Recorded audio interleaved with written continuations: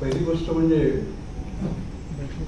हे जे आपण NSRTC 2024 म्हणतो, याचा अर्थ आहे national scientist round table conference. नुसती कॉन्फरन्स नाही आहे, राऊंड टेबल आहे आणि त्यामध्ये चर्चेला जास्त महत्त्व आहे. हा त्यातला महत्त्वाचा भाग आहे. दुसरी गोष्ट म्हणजे NSRTC 2024 आहे, तसंच 25 होणार आहे, 30 होणार आहे, 47 सुद्धा होणार आहे. NSRTC 47 2047. त्यावेळी मी नसणार, विजय नसणार, पण आपली जी तरुण मुलं आहेत ती असतील आणि ते भारताचं भाग्य घडवणार आहे.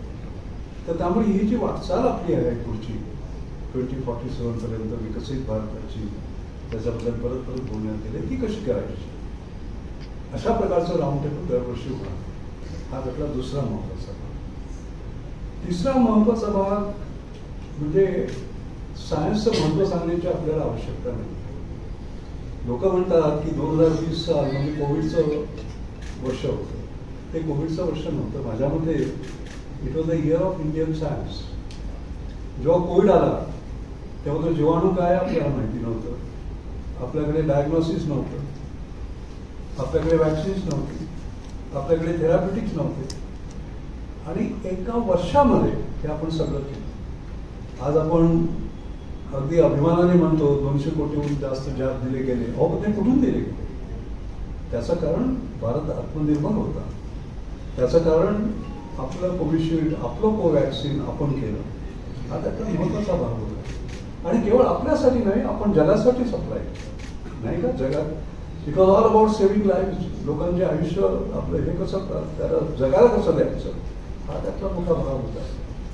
सो इयर ऑफ सायन्स 2020 माझ्या मते every year has to be year of science, कारण त्याच्याशिवाय आपण पुढे जाऊ शकत. चौथा महत्त्वाचा मुद्दा म्हणजे जे बदल होत आहेत ते फार भरभर बदल होत आहेत. म्हणजे it is not just change or rate of change, it is rate of change. ChatGPT विषयी तुम्ही 2 वर्षापूर्वी ऐकलं होतं का? नाही. आज ChatGPT मुळे सगळं जग बदललं आहे. जनरेटिव्ह आहे. आपल्यापैकी किती ChatGPT वापरतात? हात वर करा. अजून लोकांनी वापरायला पाहिजे. लक्षात आलं का? महत्वाचं आहे. ChatGPT मुळे कम्प्लीट हे बदललंय. तुम्हाला मी सांगतो, तो एक मोठा चमत्कार आहे. जग सगळं बदलणार आहे. आणि त्यामुळे ह्याच्यामध्ये आम्ही जे विषय घेतलेले आहेत हे विषय फार विशेष विचार करून घेतलेले आहेत. त्यांच्याविषयी मी थोडं सांगू इच्छितो आपल्याला. आणि त्या विषयांच्या आधी जे बोलणार आहेत ह्याच्यामध्ये सगळे ॲबस्ट्रॅक्ट दिले. तसं कुठल्याही कॉन्फरन्समध्ये होत नाही. कळलं का? की आधीच सगळ्यांचे ॲबस्ट्रॅक्ट, ते काय बोलणार आहेत त्याचं सारांश वगैरे सगळं ह्याच्यामध्ये पब्लिश केलं आहे. तुम्ही प्रत्येक विषयाकडे पहा. त्यातली जी ऑथॉरिटी आहे ती बोलते. त्याला आम्ही गव्हर्नमेंटमध्ये तुम्ही कुठली तरी जागा आहे तुम्हाला म्हणून बोलवलेलं नाही आहे. तुम्ही सेक्रेटरी आहात म्हणून बोलवलं नाही. आणि जे सेक्रेटरी होते त्यांना सुद्धा बोलवलंय, कारण ते सायंटिस्ट आहेत. शेखर मांडे त्यांना बोलवलंय आम्ही. शेखर मांडे हे सेक्रेटरी होते DSRचे. त्यासाठी नाही बोलवलं. आम्ही त्यांना बोलवलंय कारण ते स्वतः सायंटिस्ट आहेत. स्वतः कुठे आशुतोष शर्मा DSTचे सेक्रेटरी होते, पण त्यांचं स्वतःचं काम जे नॅनो टेक्नॉलॉजीमध्ये ते प्रचंड आहे IIT कानपूर, म्हणून त्यांना बोलवलंय. तर तुम्ही 132 लोकांना जे बोलवलं आहे ते पद भूषवतात म्हणून नाही, तर त्यांनी सायन्समध्ये काहीतरी केलंय, त्यांना कळतंय म्हणून त्यांना बोलवलेलं आहे. कळतं? हे मी मुद्दाम आवर्जून सांगतो, कारण आपल्याकडे बऱ्याच वेळा इतकं म्हणजे असं हे असतं की असं पद आहे म्हणून त्याला बोलवायचं. आणि तो तर सगळं बोलतो, जे माहिती आहे ते पण बोलतो आणि माहिती नाही पण ते बोलतो. Google is a great device ना, त्याच्यातलं सगळं करतात. तसं या कॉन्फरन्समध्ये नाही आहे. ही अत्यंत सिरियस कॉन्फरन्स आहे मी सांगतो. त्यानंतर वक्ते महत्वाचे आहे, पण विषय पण महत्वाचे आहे. या विषयावर बरंचसे केले. तुम्हाला सांगतील आमची जी टीम होती त्यांना मी किती त्रास दिला तुम्हाला सांगतील. ते परत यायचे. मी परत त्यांना परत पाठवायचो. आणि शेवटी आम्ही जे विषय सिलेक्ट केले तुम्हाला कल्पना देतो. आता उदाहरणार्थ आर्टिफिशियल इंटेलिजन्स बद्दल मी आत्ताच बोललो. फ्युचर ऑफ जॉब्स काय होणार आहे कळलं का? किंवा आर्टिफिशियल इंटेलिजन्सने सुद्धा तुम्ही काही लिहिलं, तुम्ही पुस्तक पण लिहू शकता, कळलं का? पण तुम्हाला copy rights, intellectual property rights हे मशीनने केलंय. The machine done it or man done it तुम्हाला पत्ता लागणार नाही का? शिकवण्याच्या पद्धती कम्प्लिटली आता बदलत आहेत, AI बेस्ड, म्हणजे इंडिव्हिज्युअलाइज लर्निंग वगैरे हे सगळे विषय आम्ही ते हाताळणार आहोत. ॲग्रिकल्चर, त्याच्यामध्ये टेक्नॉलॉजीमुळे प्रचंड फरक पडणार आहे. क्लायमेट चेंज आपण पाहिला आहे आता, कळलं की नाही, त्याचा प्रचंड फरक पडणार आहे. अर्बन ॲग्रिकल्चर ही कल्पनाच पटत नव्हती आपल्याला, नाही का? ॲग्रिकल्चर म्हणजे खेड्यात नाही हो, आता व्हर्टिकल फार्मिंग सुरू झालं, कळलं की नाही, नॉट हॉरिझॉन्टल फार्मिंग त्याला लागतं वगैरे. हे जे सगळे प्रचंड बदल होत आहेत ते कसे, प्रिसिजन ॲग्रिकल्चर वगैरे वगैरे. क्लायमेट चेंजबद्दल मला सांगायला नको, तुम्ही हीट वेव्स पाहिले आहेत आता. 53.2 डिग्री सेंटीग्रेड मॅक्झिमम टेम्परेचर आपला रेकॉर्ड झाला, कळलं का? आणि 42, 43, 44 डिग्री, आणि याचा प्रचंड परिणाम होणार आहे. याच्यावर मानवजातीवर नव्हे, ॲग्रिकल्चरवर नव्हे, सगळ्यावर होणार आहे. त्याच्यावर मोठी चर्चा आहे. आणि त्यामध्ये या सगळ्यामध्ये भाग महत्वाचा आहे, काय चाललंय जगात नव्हे, आपण काय करू शकतो ज्याच्यामुळे जगाच्या पुढे जाऊ शकतो, हे फार महत्वाचं आहे. What will India do? ते नुसतं वाचून गुगल करून बाकीचे काय करतात सांगण्यात आम्हाला अर्थ नाहीये. प्रत्येक लेक्चरमध्ये तुम्ही पाहाल आपण काय करतो, आणि हनुमान उडी घेऊन, बेडूकुडी ते हनुमान उडी, तुम्हाला माहिती आहे माझं डीप वाचिंग पुस्तक, हा त्यातला भाग आहे. आता उदाहरणार्थ ह्याच्यामध्ये फ्युएल सेल्स काय, फ्युएल सेल म्हणजे काय, त्याच्यामध्ये you burn hydrogen with oxygen, water इथे एफ्लोट, म्हणजे त्याच्यात काही पोल्युशन वगैरे काही होत नाही. या फ्युएल सेलच्या टेक्नॉलॉजी आपल्याला मध्ये अवेलेबल नाही आहे. आज आपण जगाच्या पुढे जाऊन फ्युएल सेल केल्या आहेत. कुणी केल्या? KPIT टेक्नॉलॉजी, NCL आणि सिक्री करायची. आपल्या आदरणीय पंतप्रधानांनी 22 फेब्रुवारीला सायन्स डे होता, त्या दिवशी कोचिन शिपयार्डमध्ये आपली जी फेरी आहे, कळत ना, त्याच्यामध्ये आपण इंडिजिनसली बनवलेल्या हे आपण उद्घाटन त्यांनी केलं. आणि तुम्ही कल्पना करा, डिझेल न वापरता जर अशा फ्युएल सेल वापरल्या पोल्युशन फ्री, तर आपले सगळे वॉटरवेज भारतामधले ग्रीन होते. लक्षात आलं काय? आणि आपण जगाचं नेतृत्व करू शकू, कारण ही जी टेक्नॉलॉजी ही जगाच्या पुढे आहे. सर्वात स्वस्त आणि सर्वात मस्त आपण ज्याला म्हणतो, ज्याला अफोर्डेबल एक्सलन्स असं म्हणतो. तर त्या प्रत्येक ह्याच्यामध्ये आपण कसं पुढे जाणार, आपण कशी अनुमानबुद्धी घेणार, हे महत्वाचं आहे. हेल्थ केअरबद्दल आपल्याला कल्पना आहे, regenerative medicine, wearable devices, artificial इंटेलिजन्समुळे त्याच्यामध्ये एवढा फरक पडतोय, तुम्ही काही विचारू नका. त्याच्याबद्दल चर्चा आहे.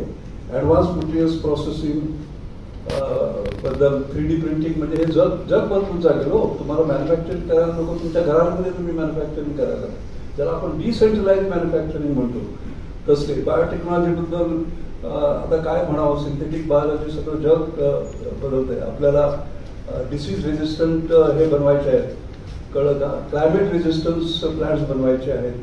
क्लायमेटमुळे काही फरक पडणार नाही, हीट वेव्ह आली तरी काही फरक पडणार. आपलं भविष्य त्याच्यावर अवलंबून आहे, ते होणार आहे. Digital transformation, quantum computing. इथे आपले डॉक्टर विजय भाटकर, जे माझे आदर्श आहेत, माझे भाऊ आहेत, ते बसलेले आहेत. त्याने आपल्याला दाखवलं नाही का, जेव्हा अमेरिकेने म्हटलं आम्ही सुपर कम्प्युटर देत नाही, ते म्हणाले थँक्यू व्हेरी मच, आपण करूया. CDAC केलं का? 1998 मध्ये जेव्हा त्यांनी फर्म 10,000 केला, तेव्हा आपण चीनच्या पुढे होतो. आज कुठे आहोत? आज कुठे आहोत? 500 हाय परफॉर्मन्स सुपर कम्प्युटरची लिस्ट घेतली, तर त्यातले 220 चीनच्या आहेत आणि 4 आपले आहेत. म्हणजे सरांनी आपल्याला जगाच्या पुढे नेलं होतं, आज आपण चीनच्या मागे आहोत. तर ह्याच्यावरनं परत हनुमान उडी कशी घ्यायची, पुढे जायचं. आता क्वांटम कम्प्युटिंग सारखा विषय आहे. सायबर सिक्युरिटी फार महत्वाची आहे. आता सिक्युरिटी कसली, आपण सगळे डिजिटल झालो ना, नाही का? तर फिजिकल सिक्युरिटीपेक्षा आता डिजिटल सिक्युरिटी महत्वाची होणार आहे. एका दिवसात तुमचे $10 बिलियन, $100 बिलियन जाऊ शकतात. देशाची काय तयारी आहे, आपण त्याच्यामध्ये आपण काय करू शकतो. आणि शेवटी सायन्स, सायंटिफिक, टेम्पररी, स्पिरिच्युअलिटी. कारण असं आहे की मंगळाला, कळलं का? आणि त्यामुळे आपण अगदी गर्वाने म्हणायचो की अमेरिकेला लागले त्याच्यात 10% हे वापरून आपण अमेरिकेच्या आधी तिथे पोहोचलो. आणि पहिलाच असा देश जो पहिल्या ह्याच्यामध्ये सक्सेसफुल झाला. इव्हन अमेरिका, चायना नव्हती. हे म्हणतो मुलगा, पण या मुलीला मंगळ आहे म्हणून तिचं लग्न होत नाही, हे चालणार नाही, नाही का? कारण सगळं आपण सायन्स करू शेवटी जर समाजामध्ये हा जर बदल झाला नाही तर काय होणार आहे? आणि त्यामुळे याच्यावर प्रचंड महत्वाचं आहे. आणि एवढंच नव्हे तर neuro science of spirituality, relation between brain, mind and consciousness, म्हणजे हे वरच्या लेवलचे आहे. तर अशा प्रकारचं आपण हे जर सगळं मिक्स पाहिलं त्याच्यामधलं, तर अत्यंत उंच पातळीचे विषय, भविष्याचा वेध घेणारे विषय आम्ही याच्यामध्ये करूया. आणि राहुल, तुम्हाला धन्यवाद देतो, कारण MIT आज जी आहे, विश्वनाथराव कवार, तुम्ही मंगेश, सगळ्यांनी तुम्ही हे केलेलं आहे, पण तुमचं जे नेतृत्व आहे ते भविष्याचा वेध घेणार आहे. नेहमी तुम्ही जे जे काही कार्यक्रम आतापर्यंत केले आहेत, मी तुमच्या नेहमी पाठी आहे, तर आपल्याला कल्पना आहे, पण हा जो भाग घेतलाय तुम्ही, कारण science is the future. Round table, first national scientist round table म्हटलंय अँड कॉन्फरन्स, ही पार्श्वभूमी आपल्यासमोर मांडली आहे.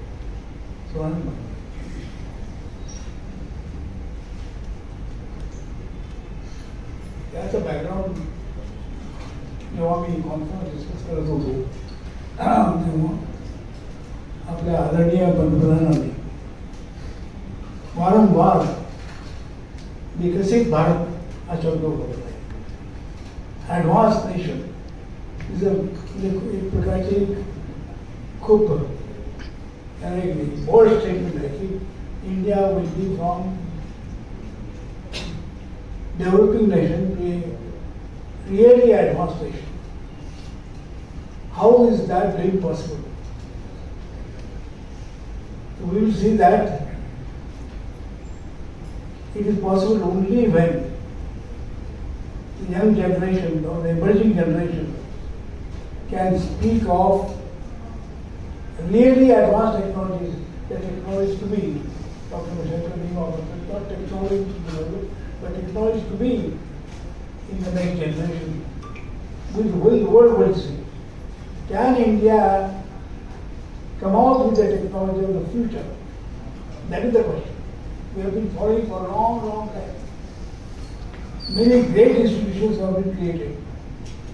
India is IITs आहेत, ISOs आहेत, एम्स आहेत, अशा प्रत्येक क्षेत्रामध्ये आपण खूप काही प्रगती केली आहे नक्कीच.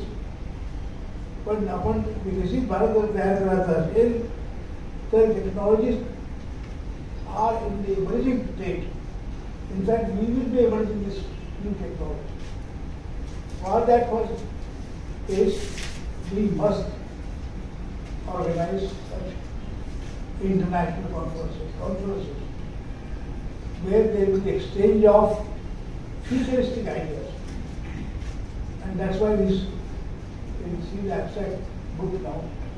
We are very proud of the MIT for taking this lead. Because now you are a very bold strategist, very new strategies which are there, not yet been tried to emerge in these conferences and discussion. आणि म्हणूनच round table conferences बद्दल आपण बोलतोय आणि तिथे discussion होणार आणि new ideas take from. Why the conferences are required? So many conferences take place because new ideas emerge from discussion, interdisciplinary nature, from very many institutions, different institutions, and everybody discussion. आणि ही round table conference त्यासाठी people converging from different institutions, different parts of India, and also the world. And roundtable conferences will do something like this. There will be discussion across. We will know what each institution is trying, what everybody is making an attempt, and then only the dream of fulfilling a nation who will be called as advanced nation. As you know, आपल्याला स्वर्ण माहिती आहे की आपण एकेकाळी तक्षशिला की पहिली university जगात तयार झाली, पहिली युनिव्हर्सिटी जगातली पहिली बरोबर युनिव्हर्सिटी संबोध होतो ती युनिव्हर्सिटी, मग नालंदा अशा अनेक युनिव्हर्सिटीज भारतभर तयार झाल्या. त्यावेळेस भारत बरोबर जरा कुठे काही शिकायचं असेल तर तुम्ही भारतात यावं लागेल. आणि अशा युनिव्हर्सिटी बेसिस झाल्या, भारत डेव्हलप त्यावेळेस खूप ॲडव्हान्स झाला आणि आपला असाच आता भारत देश करायचा आहे. मध्ये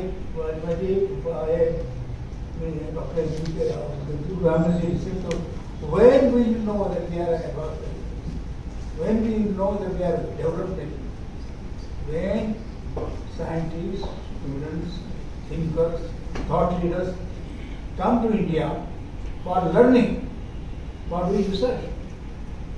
The situation we see now in all the emerging major economies of Europe and all this kind of thing. But आपले नेहमी म्हणतात की this is the now time for India.